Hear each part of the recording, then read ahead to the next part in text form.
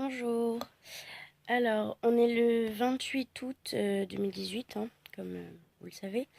C'est une vidéo un peu de coup de gueule. Il n'y aura pas de montage fait sur cette vidéo parce qu'il y en a marre. Je vais parler du coup au nom de ma maman et au nom de ma petite sœur, même si elles n'ont pas forcément envie de le faire, mais moi j'en ai ras-le-bol. Enfin, même pas au nom en fait, mais pour tous les gens qui se sont fait opérer comme ma petite sœur, qui souffrent comme nous, qui ont le même style de douleur et qui ne savent pas comment se faire soigner en France et qui ne peuvent pas se faire soigner en France de toute manière. Donc je vais vous expliquer un petit peu. Hier, ma maman est allée au rendez-vous avec la neurologue à Bordeaux, à l'hôpital des enfants, je tiens bien à le préciser quand même, où elle est suivie depuis qu'elle est toute petite, depuis le début, où ils n'ont jamais trouvé ce qu'elle avait. Alors je veux bien qu'il y ait des maladies qui soient très psychologiques, qu'il y ait des symptômes qui le soient aussi en fonction de la vie qu'on mène ou des choses comme ça. Maintenant, on se retrouve, Fanny est opérée, donc comme vous le savez, il y a une vidéo qui va sortir bientôt sur tous les progrès qu'elle a fait, enfin sur ce qui a progressé plus ou moins ou pas du tout. C'est très rare le pas du tout quand même. Et donc du coup, hier, ma mère a vu la neurologue, donc même pas le neurologue qui suit ma sœur. Ma mère ne l'a pas vu depuis 2 ans, je crois, ou j'exagère peut-être, mais un truc comme ça. Euh, et donc, la dame lui a dit que l'intervention n'avait en aucun cas besoin d'être là, qu'en gros c'était des charlatans. Alors quand on parle de charlatans, je tiens à préciser, pour ceux qui ne sont pas renseignés du tout mais qui suivent un petit peu, il y a quand même un institut pour la maladie qu'on a, donc ça s'appelle l'Institut Chiari à Barcelone, vous pouvez aller voir sur internet, je vais vous mettre le lien. Donc je pense que si c'était des charlatans, il n'y aurait pas un institut créé là-dessus exprès pour ces maladies-là, justement parce qu'ils continuent à faire des recherches aussi pour essayer de traiter ces maladies-là le mieux qu'ils peuvent. Voilà. Donc pour ceux qui connaissent Fanny, je pense que les progrès depuis cette opération ont été miraculeux. Enfin miraculeux, oui et non. Mais bon, quand on voit qu'il y a des enfants qui sortent de là-bas, qui se font opérer, qui marchent alors qu'ils n'ont jamais marché, ou qui ont été paralysés comme moi à des moments, voire très longtemps, quand on est en fauteuil roulant à n'importe quel âge, je pense que quand tu ressors d'un hôpital, que t'as peut-être mal, mais pas autant que t'avais, pas de la même manière, et plus tout le temps, et que tu marches, je pense que il y a charlatan et charlatan, hein. On va s'arrêter là, je pense là-dessus, parce que je vais être très méchante.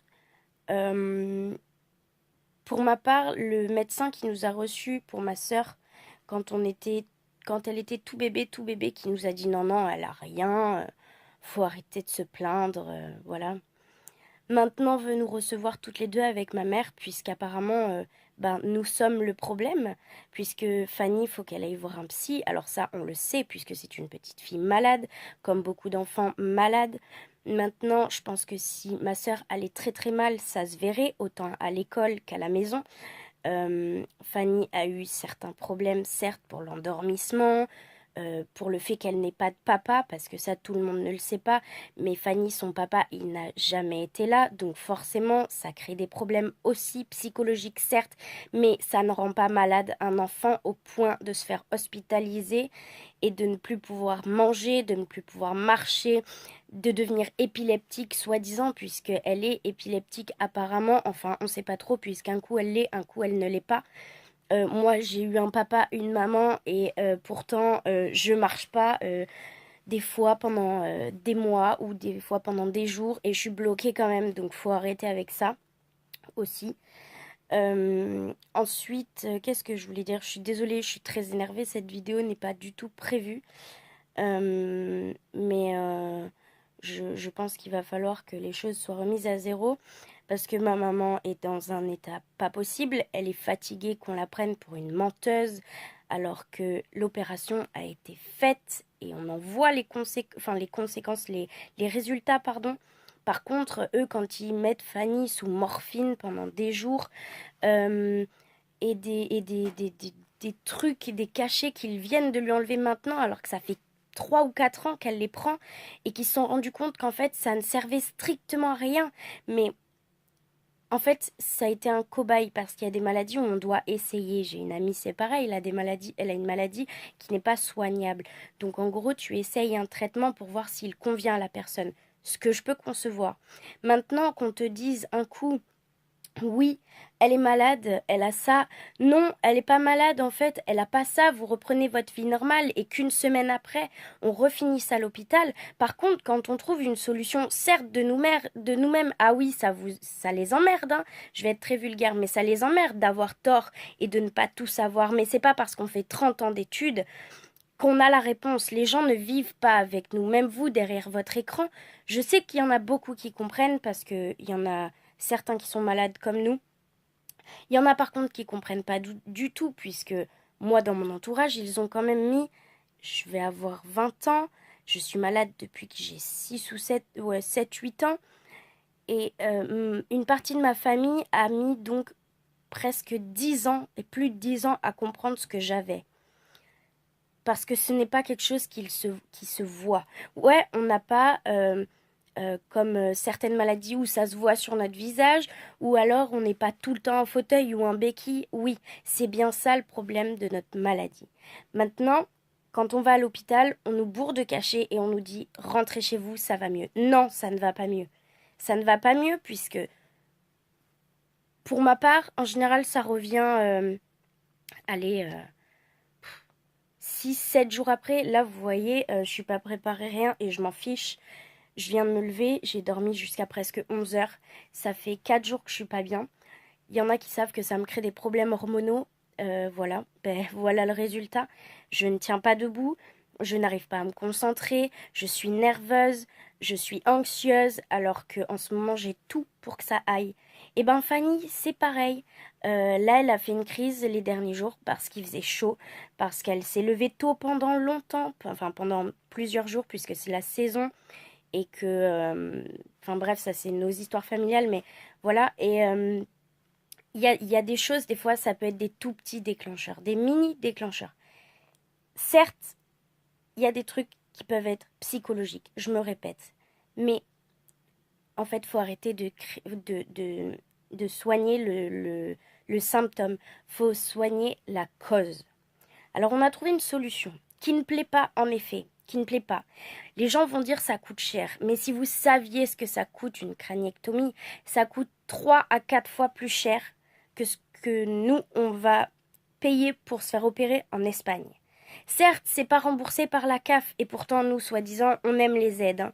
Mais ça, j'en ai rien à foutre. Franchement.